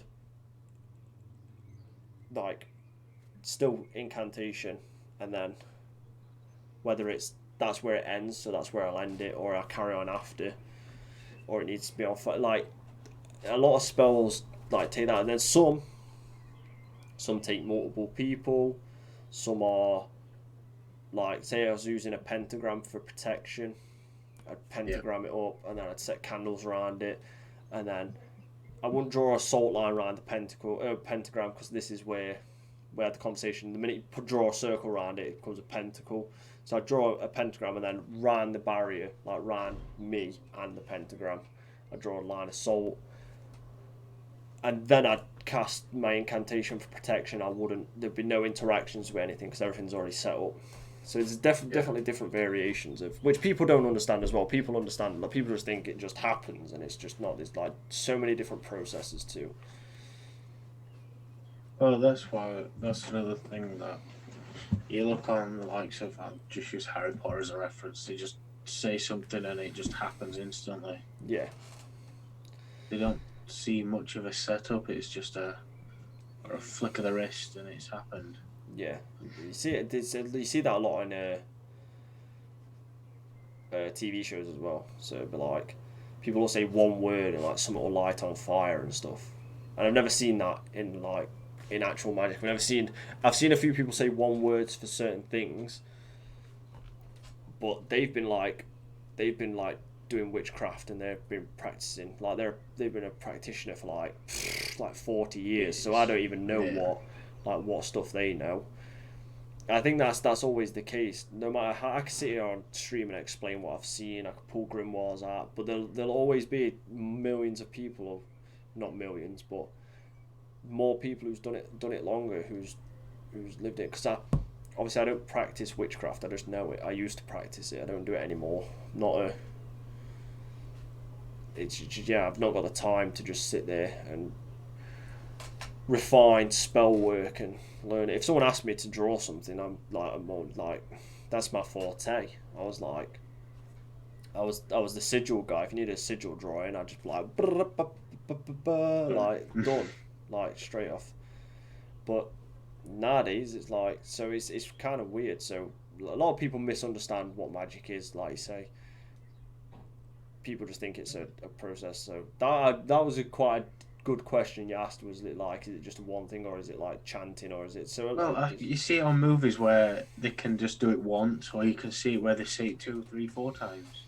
Yeah. Or you've got multiple people saying it 2, 3, 4 times. Yeah. So. And does it work when you guys? Is it, I say you guys, but people hold hands and things like that you see in movies, or is it more of a on your own? Well, do you know when you say with multiple, you can do it with multiple people? Yeah. Do you have to be linked together, or is it a standalone? Well, it's kind of weird because now we're getting into something different. So random people, probably not, maybe not. Right. A coven, you'd see quite a lot of, like not holding. Some of you'll hold hands because they're a coven, so all their power is together. Like, yeah, they're all powerful individually, but you don't want to piss off a coven because now there's like it's combined. So they'll definitely do some spells where they're all, I've been in a few of them when I was in a coven where it's holding hands and just like building up strength and certain things. So it's definitely a thing. Strangers know. When you see, like, if you ever watch cult films or stuff where everyone's sat in robes and like there's like 20 people all chanting, just no, it's not a thing either. When you say people in robes, I just think of Hot Fuzz. Yeah, pretty much like, yeah.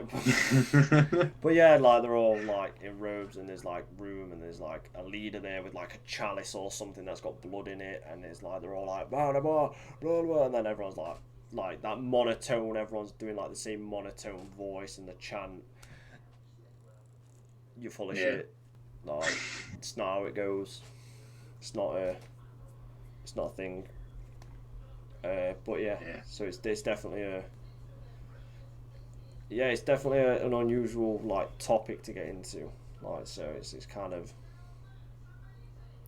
weird, especially like the whole chanting thing. So a lot of pagan rituals is a lot of chanting, like a lot of people chanting, a few holding hands, but a lot of dancing as well, a lot of nudity. You gotta be into nudity to be okay with it.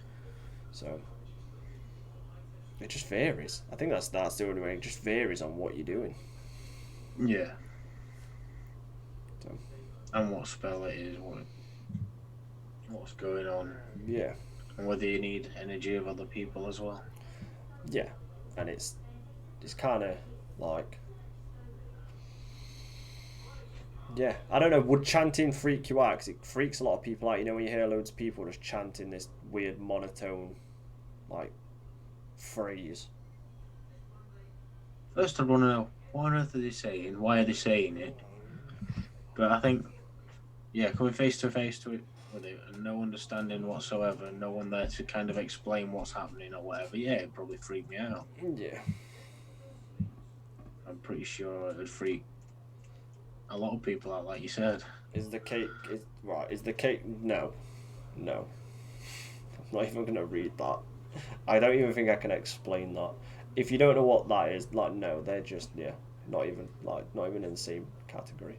But it's definitely a... Yeah, I think that's that. I don't know. I think once people start associating different things with what they actually are, I think it becomes easier for them to understand that. I can't just summon a fireball out my finger. That's not what I'm talking about. I think that's what people think people like. But I guess this is where, like I said about 10 minutes ago, movies have got a lot of explaining to do. Explain it.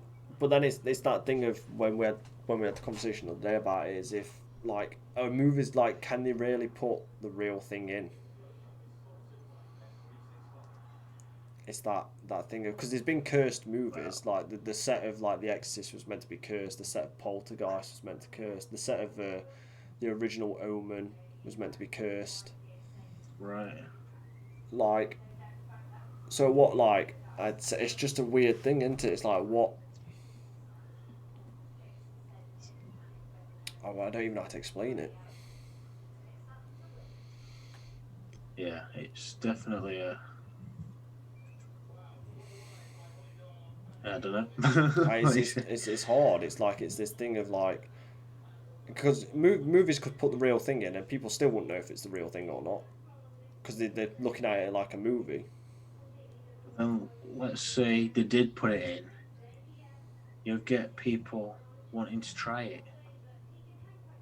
Yeah, I think that's the which biggest could thing. cause some serious issues. But people try it now. I think the people watch a movie and get influenced by the movie and then try and do like some mad, like, human sacrificial like ritual, and it's just like, bro, where have you watched? I've seen it on a movie. It's like, so you're literally gonna kill a person because you've seen it on a bloody movie? Are you having a joke? Like, it's yeah, it's daft. It's crazy the way people think. For yeah. Like you say, doing a sacrifice just because they've seen it. Yeah, and it's that thing of like associating with it.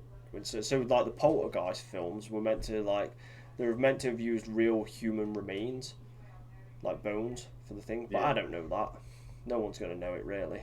But that's why they think it was cursed and stuff. So it was like, but it's like, I don't really know. It's like, you get like, when you start using like human remains and stuff, you get into like the world of magic where it's like, you want to be a little bit sketchy, like you want to be a bit edgy and stuff. Because obviously, I know a few people who's got human skulls, like full human skulls, but they were donated to them. Like their friends had donated. Right. Okay. So their friend had died, or someone they knew had died, and they were like, "Oh, my mate's looking for a skull that he can use as like a conduit of magic and stuff." So they just donate it to him. But you'd have to, obviously, it's not just a random skull. You have to be into witchcraft to actually. Otherwise, why is it strange and be like, yeah, you can just use my skull for rituals? Fuck it, why not? It's not a thing. But then you start getting into like edgy stuff and like really crazy things of just being like, well, that no turning back from there. You start going down that road. It's like digging up corpses and stuff, like grave robbers and stuff, to use as like no, start doing that shit. I'm out. I'm dipping. Like, my cult leader wanted to rob a dead body, and I was like, nope. No, that's just bad juju in first place. Yeah, it's not. Like, it's I don't even know.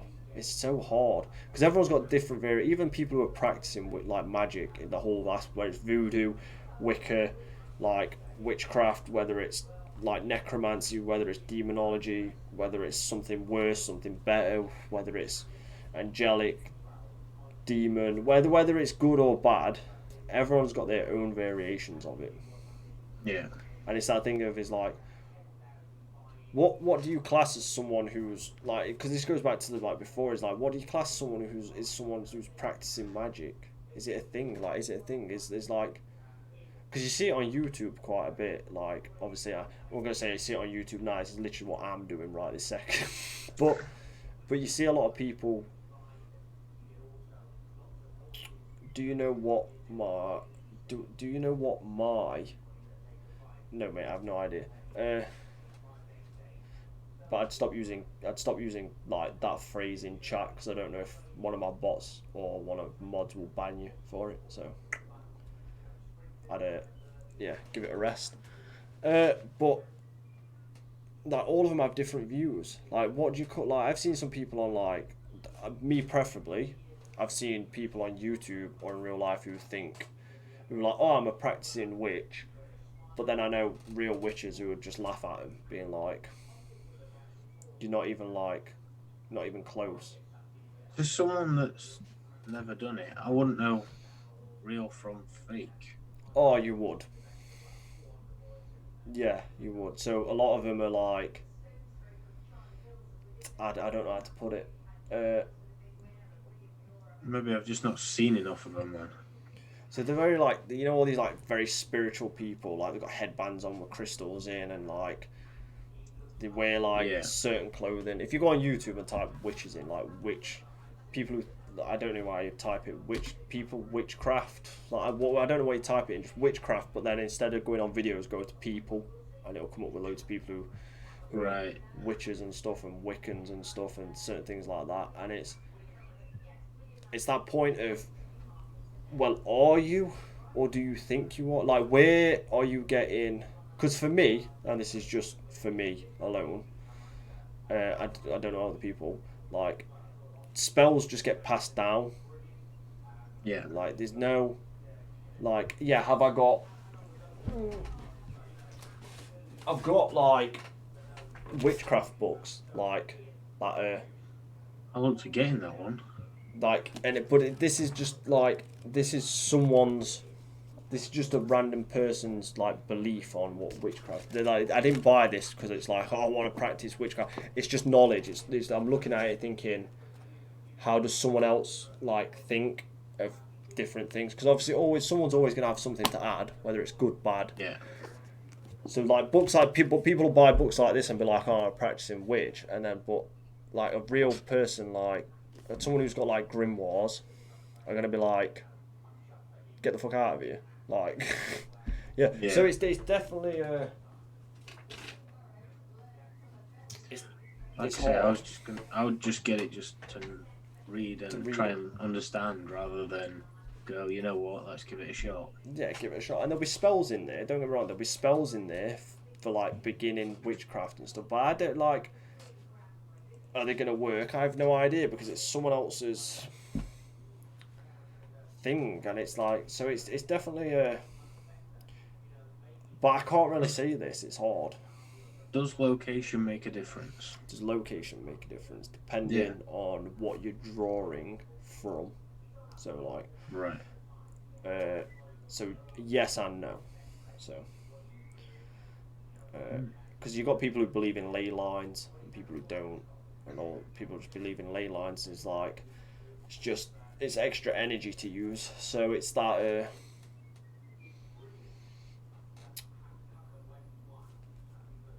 It's that I can't sit here and say, oh, you're not a real witch or you are a real witch. It's not my place to say. If that's what you believe you to be and that's what you're practicing, and you've got like an altar of everything, that's fine.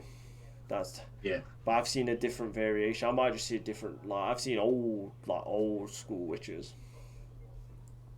Like not Right, I see. like most witches you see now from the internet stuff are very new school. They're very like newish. Like these like all this like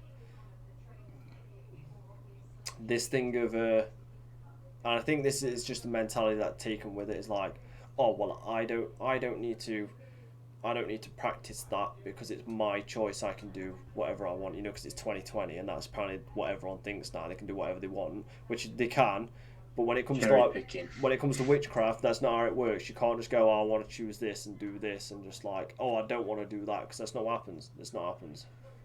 You have Yeah. one, it comes with it all. You can't. Territory is just not. But place matters. Place, especially if that's where you've set ground to be. So we know place matters. So we know. I can't remember the word for it. So sacred ground. So like churchyards. So church and Yeah. stuff. So sacred ground. So that. So some places are good. Some people are like some places are bad. A lot of murders happen. Well, not a lot of murder. A lot of deaths. A lot of witches would call upon because they're very ancestral based. Yeah. so like a place where like maybe like witchcraft trials happened would be good or bad depending on how you used it. It's very yeah. It just depends which witch you talk to or which person you're doing. So, There's the reason I ask you because I've seen it happen. You know, on Vampire Diaries where they use certain places and things like that. So I was trying to work out how true is that kind of a little thing. bit, like a little Well, like yeah, it's TV in it, so it's definitely over dramatized, but yeah, dramatized. But yeah, it's all of them have got because they have to do the research. Obviously, they can't make a TV show without doing the research on law, where so all like TV shows have some base of truth, but it's just trying to figure out which it is. But yeah, location matters a little bit depending on what type of stuff you're doing. So it'd be like some people will be like, when it comes to covens and stuff, people are like, oh, this house or something where all your coven is that like your place of power? And it's no, it's the coven itself is the place of power. It's not the building that they're in. It's not the area that they're in. It's literally the people in it that do it. And it's that's to work together. yeah, and it's that's the same with when it comes to just spell work and stuff. It's not the power's not in this bit of like a mandrake root or something. I don't know, or something like some like bit of lavender or something that you use, or this tub of salt that it's not in there. It's in what the practitioner's saying. It's in the incantation. And if you get the incantation wrong, then you're literally just speaking gibberish to yourself. So that's just like me on a daily basis anyway. But yeah, so it's very yeah, I don't know. It's kind of weird. Like I'm not calling anybody out. So if anyone gets annoyed by it, that I'm saying you're not a proper witcher. I'm not. You like it comes down to your belief. But I know some witches who would be like, nope, not even a like. I know. So I know a so my coven leader. Well, not anymore. But when she was obviously when I was there, coven leader, she there was this witch. But she used to use like a wand, not like she had her own wand, and she always used to wear this white robe and a hood, like a white robe-ish and stuff. And they always used to be just like shine at each other. It used to drive me insane because like it's that mentality of like this coven leader. You wouldn't even know. You'd know she was from New Orleans because the way she dresses. Because New Orleans has got quite a strange dress code. Like when you see people walking around, it's very like dark, a little gothic, a little witchy. You know what I mean? They've got a lot of witchcraft and voodoo in their history and stuff. And she just used to be like, she'd be like, from across the street because she'd see him walking down. She's like, "What are you doing? Going to a spa day with your robe on?" Like she used to hurl abuse at this woman, and it just so it's not my interpretation. It's just what other people think you are and what you're doing. Some people take it to the extreme of like, I think they need to feel like they're so they'll wear the whole attire like all the time, like it's like they want to be noticed that they're a witch, but no one gives a fuck because it's 2020. Yeah. No one cares. Literally, I can sit here now and say no one cares. You can go to New Orleans dressed as a fucking witch on a broomstick. No one's gonna care. You're probably gonna get laughed at. Or like you know what I mean. It's certain things that are definitely yeah. So I don't know. Like yeah, it's just every each for their own. Into at the end of the day, and you can't be mad if someone who's practiced witchcraft for 40 years and you've done it for like 2, literally calls you out and says you're not a witch. Stop pretending. You can't you've got to take it. You can't just you can't defend yourself. Even though you can, in theory, logically, you can defend yourself. You can be like, well, I am, but you can't because they've got like 30 years on you. What that's an argument you're gonna lose 10 times over. Yeah, if that happened to me, I basically end up going, well, if I'm not a witch, well, can you show me how to be a proper one in your mind then?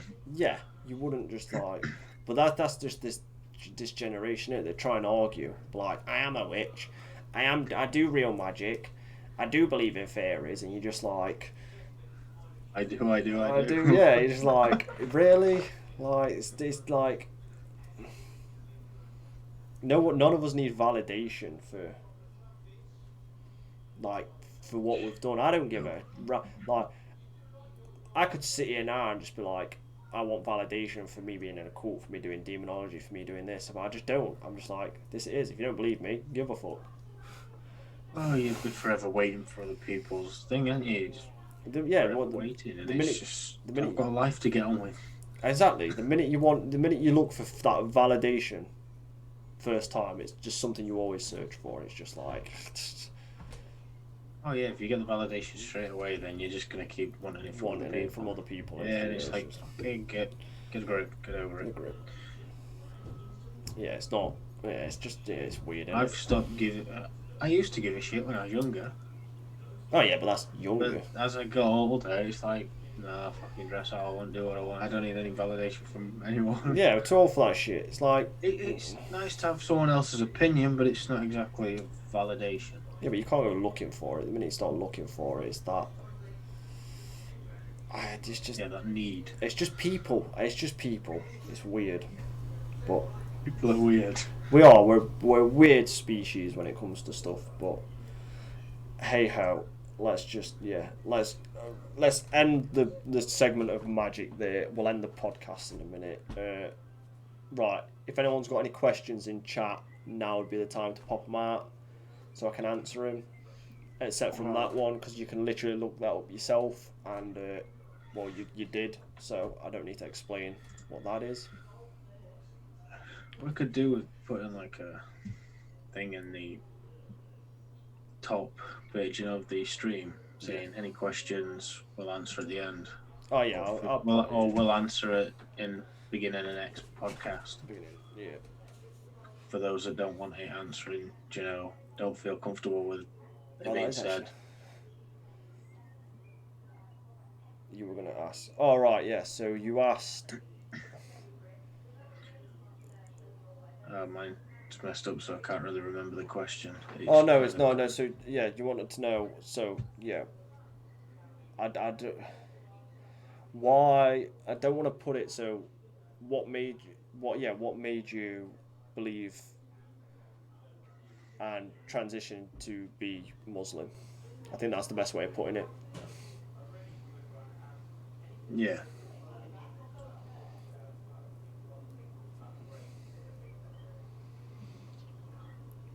And because we're not really in a face-to-face conversation, we're just going to wait for the typing to happen. Wait for the typing. Because obviously you put it in chat, you put, I can tell you why I'm Muslim, but me asking you, like, I need to ask it, I needed to word it a bit better.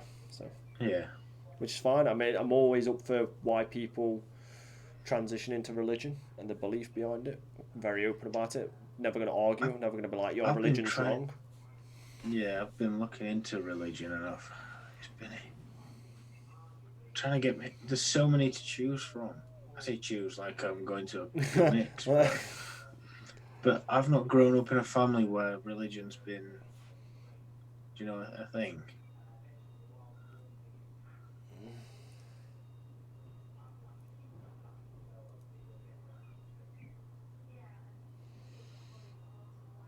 Well, if I wanted to play safe, so if there is a God, I'll go to heaven.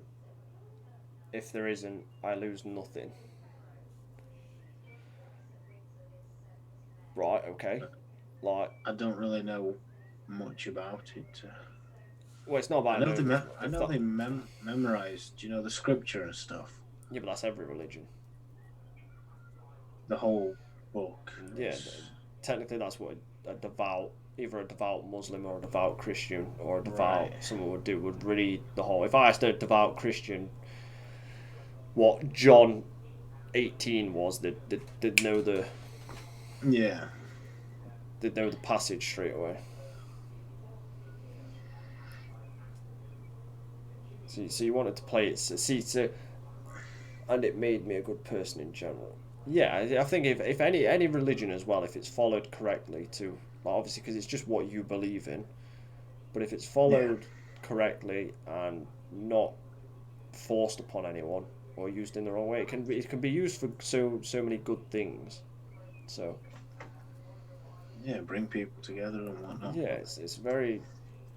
But obviously, a lot of people use it for their own agendas, and the minute you start using it for your own agenda, you start getting like bigots, and then start getting people who sit there with signs saying like, and like I don't know if, but like all their provocation of just being like horrible words to people who aren't normal. So for people who are like maybe like gay or a lesbian or bi, then you've got like some devout religious person screaming in your face that you're gonna burn in hell and stuff. That's just they've got their own agenda. They've got their own Oh agenda in yeah, their head. It's ridiculous and it's wrong. it's wrong and stuff. But they want to put it under the banner of that's their belief. Yeah, it's religion. kind of it's like, kind of yeah. They're using it as a cloak rather than. Yeah, it was used for war. We probably still use it now for war. A reason for war, like we used to. That was it. We fought wars in the name of God and stuff, and it's like, well, for obviously Christians and stuff. It's like, even now, it's like. Well, you've got the Templar, is it? Yeah, Knights Templars. So yeah. That's the one. Yeah. Because I've been looking into that stuff as well, and it's interesting, but it's damn brutal. Yeah, their sole job, like their sole job was to protect the church.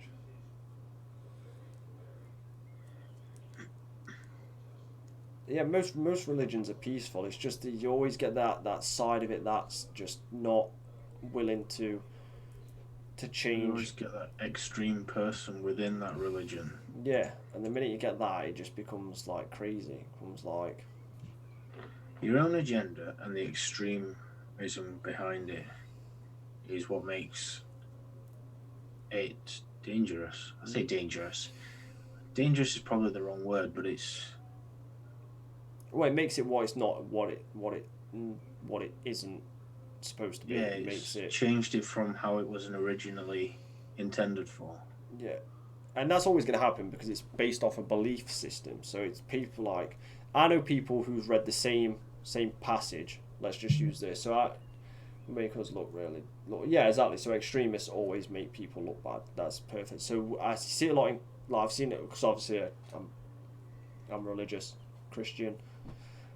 I've seen people like 5 people read the same passage out of the Bible and they all took something completely different from it. Which is good. Which is good because that's what it's meant to be, but then the minute you get that one person who takes the wrong idea from it and it becomes this obsession of certain things, it's like yeah, don't become dangerous, but it becomes a wrongful thing to do. So yeah, I think that's like easiest way to answer it. Like just so why most people don't talk. That's like unless if I'm not doing a podcast, if I was just streaming, I wouldn't talk about religion because it's just based off faith, and everyone's got different faith in different things. So no one's in the wrong, no one's in the right. Like it's your faith. You shouldn't have to defend it to anyone. You shouldn't have to explain it to anyone either. I kind of disagree with that. I guess you don't have to explain some stuff, but it's like if a person wants to understand why you choose that religion or what made you get into it, there is an element of explaining. Oh no, but if someone asks a question, that's fine. But people shouldn't have to explain themselves in general of why they're religious because it's just faith. It's like I can sit here and explain to you why I believe in God and stuff, right? But you're still not going to understand it because it's my faith. It's my belief. Like you know what I'm saying? Yeah. So it's that thing of it. It doesn't matter. It doesn't matter if this is perhaps why I wasn't getting the answers, do you know, when I was asking people, because it's down to each individual person's way of thinking. Yeah. Some people find it very. I'm never going to be able to fully understand their way of thinking because I'm not them. Yeah, exactly. Some people find it personal. Some people it's a personal thing. introduction to God and stuff, let's just use that, is very personal, so they'll never tell you. It's that thing of it's just such a it's a mishmash. That's why I should be like, no one should give a fuck. No, who cares? It's 2020. If my man wants to be like a religious person and then a scientist about evolution, have at it. If it contradicts it, it contradicts it. But who cares? Doesn't matter. Like, it doesn't matter. It's just live and let live. It's just what people believe in. Obviously, some things are to be concerned about, but it doesn't matter. But on that note, we are going to end the podcast because it's like 2 hours, and I thought I was going to end it at like 1 minute 40. That would have been a great podcast. It'd been so short, an hour and 40, but frick it, 2 hours will do. If you've got any questions, feel free to send private messages or put in the comments, and I guess either me or Mike will either bring it up at the beginning of the next podcast, or we'll answer straight away. How did we meet, real quick? Oh, through gaming. Yeah. It's how I meet playing everyone. video games. Just through gaming and type of stuff. So, but if anyone needs like a deep conversation, I'm free majority of the freaking day and night, depending on what I'm doing. And if you can sleep or not. Yeah, and if I can sleep or not. So don't be like, don't think you're ever gonna wake me up or bother me, because you won't. So just send a message on like Instagram or something, and I might get back to you on that, depending on like what I'm doing or not. But other than that, do appreciate everyone stopping by. I do appreciate people who are viewing, people who may or may not have followed, because I don't think my follow thing's working at all. So I have no idea. Thank you for watching on YouTube as well, if you're watching on YouTube. Oh yeah, if you're watching on YouTube. Don't forget to leave a like, subscribe, click the little bell symbol to get notified when we're live again, or when the video's gone live. But on that note, I hope you have a good morning, evening, afternoon, night, and if streaming, I hope you stream as always. I might stream throughout the week. I keep saying this, I never get around to streaming, but I might stream throughout the week depending on what I'm doing. Other than that, next podcast maybe Thursday, Friday, something like that. Yeah, I just threw this a week out. And I'm going to force you to get your gaming podcast out if you don't. Yes. So we'll do that. We'll talk about that and get it done. But yeah, that's us done for today, and we will catch you on the next one, guys. Much love and peace. Peace out. 8 out.